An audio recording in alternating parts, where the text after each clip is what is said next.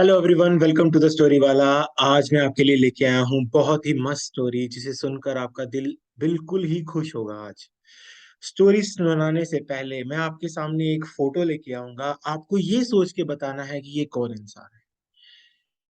तो स्टार्ट करने से पहले मैं एक बात क्लियर कर देना चाहता हूँ कि मैं यहाँ पर कुछ भी कंक्लूड नहीं कर रहा। ये बस एक फन के लिए है ताकि तुम लोगों को एक मैथ में और ज्यादा कंफर्टेबल और मैथ सब्जेक्ट को लेके थोड़ी हिस्ट्री मालूम हो कि किसने क्या फाइंड किया था, उस टाइम पे क्या होता था, ये सारी चीजें। ठीक है जी।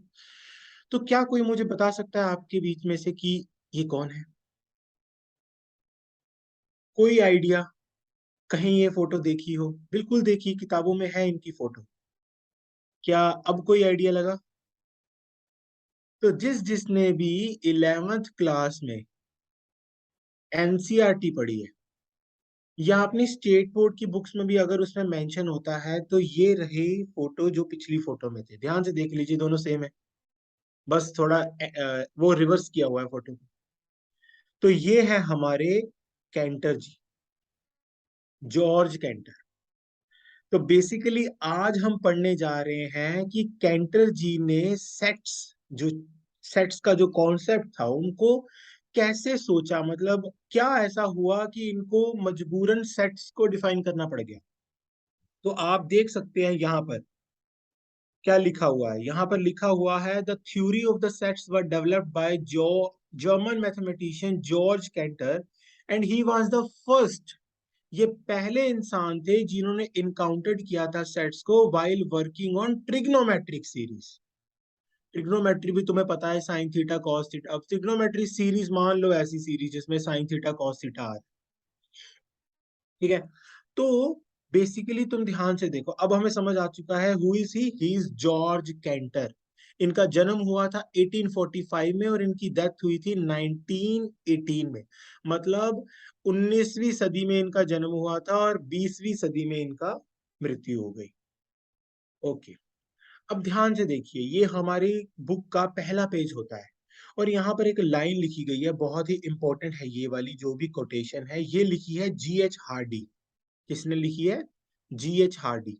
अगर किसी को नहीं पता ये कौन है, तो ये वो इंसान है जिन्होंने हमारे इंडियन मैथमेटिशियन रामानुजन जी को फौरन बुलाया था कि आजा भैया जी, फौरन आके रिसर्च करके दिखा। तो G.H. हार्डी जी रामानुजन जी के एक पक्के मित्र थे। तो G.H. हार्डी जी यहाँ पर कहते हैं, इसको जूम करते हैं, कि in these conflict between ancient and modern studies. तो आज के टाइम पे बेसिकली क्या होता है कि कुछ चीजें बीसी में फाइंड की गई थी, बिफोर क्राइस्ट, और कुछ की चीजें एडी में फाइंड की गई थी। तो बहुत ज्यादा ना कई बार कंफ्लिक्ट रहता है। तो ये कहते हैं कि ऐसी एक चीज है जो ओल्डेस्ट भी है और यंगेस्ट भी है, और ना ही वो पाइथागोरस से स्टार्ट हुई है और आइंस्टाइन से खत्म हुई है। तो ज्यादातर क्या होता है, ध्यान से देखो, मैं तुम्हें समझाने की कोशिश करता हूँ। पाइथागोरस का जन्म हुआ था 570 बिफोर क्राइस्ट। उसके बाद एक पॉइंट के बाद 80 स्टार्ट हो गया, और उसके बाद एल्बर्ट आइंस्टाइन की डेथ हुई थी 1955। ज्यादा टाइम नहीं हुआ, खुद देखो आज 2022 है, मतलब अभी पिछले उसकी बात है 90s की। तो 1955 में एल्बर्ट आइंस्टाइन जी की डेथ हुई थी। तो ज्यादातर क्या होता है कि या तो लोग इस टाइम पीरियड को याद रखते हैं या लोग इस टाइम पीरियड को याद रखते हैं। क्यों? क्योंकि मैंने आपको पिछली वीडियो में बताया था कि जो पाइथागोरस जी थे उन्होंने एक पाइथागोरस सर्कल बनाया हुआ था। क्या बनाया हुआ था? Pythagoras circle. जो रिसर्चेस करते थे और बहुत अच्छी अच्छी चीजें फाइंड करके हमें दी उन्होंने, हम इंसानों को, मतलब वो भी इंसान थे। और एल्बर्ट आइंस्टाइन जी ने भी फिजिक्स में, मैथ्स में इन्होंने लिमिट का कॉन्सेप्ट, कैलकुलस के कॉन्सेप्ट में कितना योगदान दिया, मैंने हमने पिछली वीडियो में देखा। जिसने नहीं देखी वो वीडियो, वो जाके अभी देखी। बट इनके बीच में भी एक ऐसा टाइम पीरियड था जिसमें बहुत बहुत अच्छी अच्छी रिसर्चेज हुई थी। वो टाइम पीरियड था जब कैंटर जी ने अपना दिमाग चलाना स्टार्ट किया। तो इसलिए हार्डी जी ने कहा कि एक ऐसा भी टाइम है which which surely be something to be said for study which did not begin with Pythagoras. वो पाइथागोरस से स्टार्ट नहीं हुआ और एल्बर्ट आइंस्टाइन से एंड नहीं हुआ, but is the youngest and the oldest. ध्यान से देखो ना, इनके बीच में ही तो टाइम पीरियड आ रहा है 1845 और 1918, जब कैंटर जी का वो था युग। तो खुद समझो, अगर मैं ये पहली वीडियो है जो मैं कैंटर जी के हिस्ट्री के बेसिस पे बना रहा हूँ। ऐसी न जाने कितनी वीडियोस मैं बनाऊंगा, क्योंकि इन्होंने इतना योगदान दिया है हमारे मैथमेटिक्स में, इतना योगदान दिया है हमारे एजुकेशन में, कि इनको भूलना या इनकी कंट्रीब्यूशन को भूलना एक पाप से कम नहीं होगा। तो जनरली इनके लिए एक रिस्पेक्ट आती है। चलो जी, अब हम देखते हैं कि बेसिकली चल क्या रहा था उस टाइम।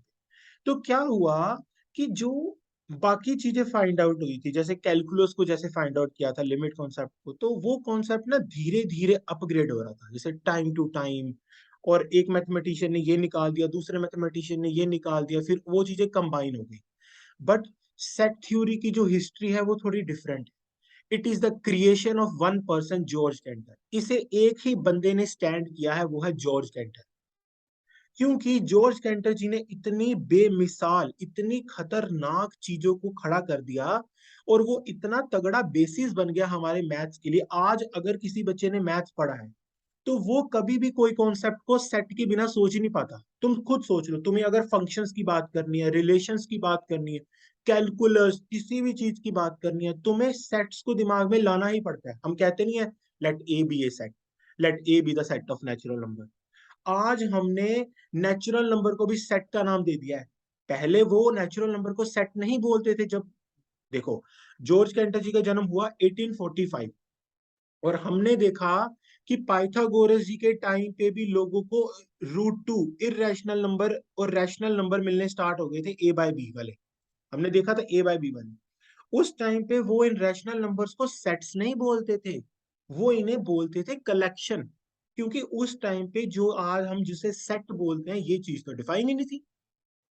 ऐसा नहीं है कि उस टाइम पे नंबर्स नहीं थे, नंबर्स भी थे, पर लोग उन्हें कलेक्शन बोलते थे। तो स्टार्टिंग करते हैं हम 450 बीसी से, 450 बिफोर क्राइस्ट। बहुत पुराना टाइम है ये, बहुत पुराना टाइम। उस टाइम पे भी ना लोग इन्फिनिटी के कॉन्सेप्ट के बारे में बहुत बातें करते थे। जैसे हमारे जीनो जी थे, तो ये बेसिकली ना कहते थे कि अगर मैं हाफ, 1/4, 1/8 ऐसे ऐसे करके सम करूँ ना, तो ये सम मेरा 1 के इक्वल हो जाएगा इन्फिनिटी तक। तो इन्फिनिटी की बातें चलती थी उस टाइम पे, लोग बहुत परेशान रहते थे कि अगर मैं इस चीज को इन्फिनिटी तक सोचूं तो क्या बनेगा। फिर उसके बाद बोल्जानो जी है। बहुत कम लोगों को पता है कि बोल्जेनो जी वो पर्सन है जिन्होंने ये वर्ड दिया हमें कि इसे हम सेट बोलते हैं। मतलब the person who coined the name set. वो कौन है? बोल्जेनो। जिस इंसान ने मैथमेटिक्स को ग्रेजुएशन तक पढ़ा होगा ना, तो उन्होंने बोल्जेनो वेस्ट्रास थ्योरम पढ़ी होगी। ये वही बोल्जेनो जी है। देखो कितने स्मार्ट है। बहुत कम मैथमेटिशियंस की फोटो इतनी ज्यादा साफ, मतलब हमें समझ आता है कि यार ये तो बहुत स्मार्ट है। नहीं तो ज्यादातर लिबनिस जी की फोटो आपने देखी थी कि उनके बाल उनके यहाँ तक आ रहे थे, नीचे तक बहुत बाल थे उनके। तो ये देखो, इनको याद रखो, क्योंकि ये वो पर्सन है बोल्जेनो जी जिन्होंने हमें सेट वर्ड दिया। और ये वो पर्सन है जिन्होंने सबसे पहले डिफाइन किया कि सेट क्या होता है। बट इनकी डेफिनेशन किसी को समझ नहीं आई। तुम खुद पढ़ के देख लो। And embodiment of the idea or concept which we conceive when we regard the arrangement of its part as a matter of indifference। कुछ समझ आया? मेरे को तो नहीं आया, उस टाइम पे भी लोगों को नहीं आया। तो इनकी जो डेफिनेशन थी, वो definition it's like a informal definition, जिसको ज्यादा ऑफिशियली फॉर्मलाइज नहीं किया गया।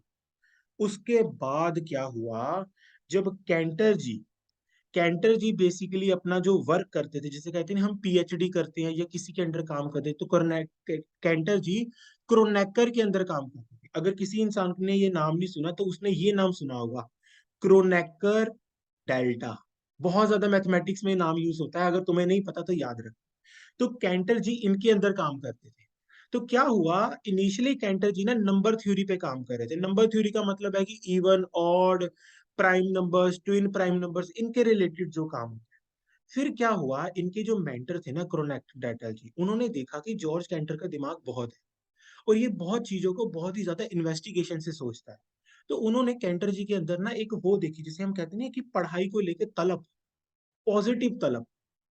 तो क्रोनेकर डेल्टा जी ने ना उनको एक ना सवाल दिया सॉल्व कर, और वो सवाल ये था, तो क्रोनेकर डेल्टा जी ने उनको बोला कि अगर तुम मुझे कोई भी फंक्शन को क्या किसी ट्रिग्नोमेट्रिक सीरीज से रिप्रेजेंट करके दिखा सकते हो, मतलब मैं कोई भी तुम्हें फंक्शन दूं R टू R, क्या तुम मुझे इस फंक्शन को इन टर्म्स ऑफ ट्रिग्नोमेट्री लिख के दिखा सकते हो सीरीज, और क्या ये रिप्रेजेंटेशन यूनिक होगी। बस इतना सवाल उन्होंने दिया। क्रोनेकर डेल्टा जी ने पूरी की पूरी रिसर्च पेपर बना दिया इसके ऊपर। ये जर्मन में लिखा हुआ है, हमें समझ नहीं आएगा। तो क्रोनेकर डेल्टा जी वो थे जिन्होंने इस सवाल का आंसर दिया कि every function from R to R can have at most one representation. तो it was Cantor who answered the question of unique representation of a function by trigonometric series। तो ये चीज थी जो लैंडमार्क बनी। बट यहां से सेट का आइडिया उन्हें कैसे आया, क्या हुआ, इसको प्रूव करने के बाद कैंटर जी रुके नहीं। उन्होंने देखा कि इस थ्योरम को प्रूव करने के लिए ना हमने बहुत सारी चीजों को ना हाइपोथेसिस मान लिया कि ये भी हो सकता है, ये भी हो सकता है। उन्होंने कहा कि इन हाइपोथेसिस को रिलैक्स किया जा सकता है। इस हाइपोथेसिस के रिलैक्स करने के लिए उन्होंने सोचा कि इसको अगर मुझे रिलैक्स करना है तो मुझे एक डेफिनेशन देनी होगी, एक फॉर्मल डेफिनेशन सेट की। तो यहां से उनको एक पुश मिला कि मुझे सेट थ्योरी को एक फॉर्मलाइज डेफिनेशन देनी है। और आज हम जानते हैं कि सेट की डेफिनेशन क्या होती है। Set is a well defined collection of objects, है ना। और पहले टाइम पे सेट्स को क्या बोला जाता था, सेट्स को बोला जाता था कि हाँ जी सेट एक कलेक्शन है, वेल डिफाइंड नहीं बोला जाता था। तो कैंटर जी वो पर्सन है जिन्होंने सेट को एक मैथमेटिकल ऑब्जेक्ट का नाम दिया कि हाँ भी अगर दो सेट होते हैं तो हम उनके बीच में इंटरसेक्शन भी कर सकते हैं, यूनियन भी कर, देखो किसी भी दो चीजों के बीच में कोई मैथमेटिकल ऑपरेशन तो तभी हो सकता है ना अगर वो मैथमेटिकल कोई चीज है। अब ऐसा थोड़ी है कि रोटी को रोटी के साथ जोड़ दो, रोटी मैथमेटिकल चीज नहीं है। तो कैंटर जी वो पर्सन थे जिनको पुश मिला क्योंकि उनको जो हाइपोथेसिस थी ना उनको रिलैक्स करना था कि मैं इन हाइपोथेसिस को हटा के इस चीज को एक जर्नल वे में प्रूव करना चाहता हूं। तो Cantor made further investigation on sets and came up with the innovative and constructive idea, और यहां से अल्टीमेटली उन्होंने क्रिएट की हमारी सेट थ्योरी। तो हर इंसान जो 11th 12th में आता है सबसे पहले वो सेट चैप्टर ही पढ़ता है। तो मानो ना मानो सबसे पहले तुम कैंटर जी को ही फेस करते हो कि हाँ भी उनके दिमाग ने हमें क्या क्या दिया है। सो आई होप आपको ये अच्छा लगा होगा। Thank you so much. Like चाहे मत कीजिए, सब्सक्राइब करके जरूर जाइए चैनल को।